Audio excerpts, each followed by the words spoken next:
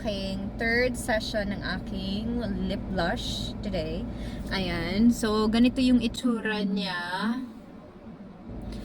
Ito yung first and second result ng aking lip blush. Ayan.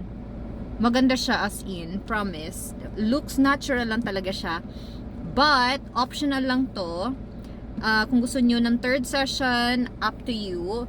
Pero sa akin, gusto ko pa ng pangatlong session. Kaya pupunta tayo today sa JLT. Ayan, samahan nyo. But first, mag-coffee muna tayo bago tayo pupunta doon.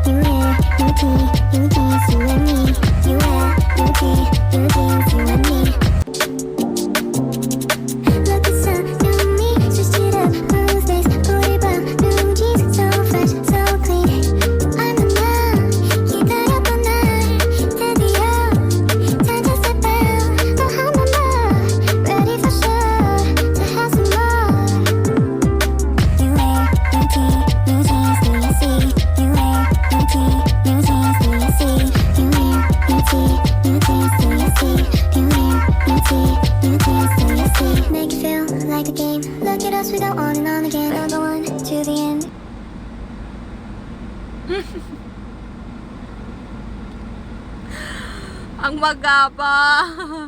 My God. Hindi pa ako makapagsalita ng maayos. But, slay. Sino ka dyan? Huy! I'll update you for the next days pag nag-heal na siya. Ayan. And pag nawala na yung maga niya, para akong naka-filler. Bye! Uwi na ako. Mwah!